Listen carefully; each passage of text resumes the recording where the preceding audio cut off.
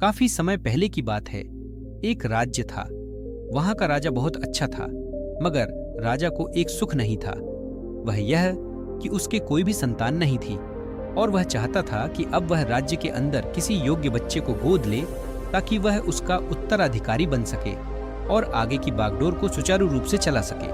और इसी को देखते हुए राजा ने राज्य में घोषणा करवा दी कि सभी बच्चे राजमहल में एकत्रित हो जाएं। ऐसा ही हुआ। राजा ने सभी बच्चों को पौधे लगाने के लिए भिन्न भिन्न प्रकार के बीज दिए और कहा कि अब हम 6 महीने बाद मिलेंगे और देखेंगे कि किसका पौधा सबसे अच्छा होगा। महीना बीत जाने के बाद भी एक बच्चा ऐसा था जिसके गमले में वह बीज अभी तक नहीं फूटा था, लेकिन वह रोज उसकी देखभाल करता था और रोज पौधे को पानी देता था। देखते ही देखते 3 महीने बीत गए। बच्चा परेशान हो गया। तभी उसकी माँ ने कहा कि बेटा धैर्य रखो, कुछ बीजों को फलने में ज्यादा वक्त लगता है। और वह पौधे को सींचता रहा। 6 महीने हो गए। राजा के पास जाने का समय आ चुका था, लेकिन वह डर हुआ था कि सभी बच्चों के गमलों में तो पौधे होंगे और उसका गमला खाली होगा। लेकिन वह बच्चा ईमानदार था और सारे बच्चे राजमहल में आ चुके थे।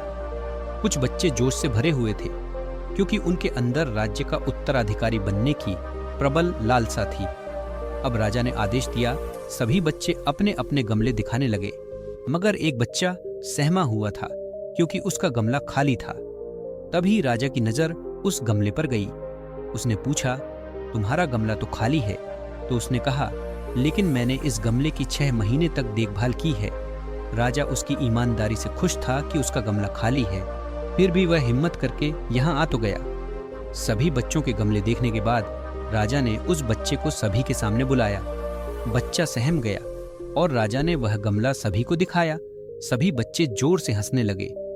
राजा ने कहा, शांत हो जाइए, इतने खुश मत होइए। आप सभी के पास जो पौधे हैं वो सब बंजर है। आप चाहे कितनी भी मेहनत कर लें, उनसे कुछ नहीं निकलेगा। लेकिन असली बीज यही था।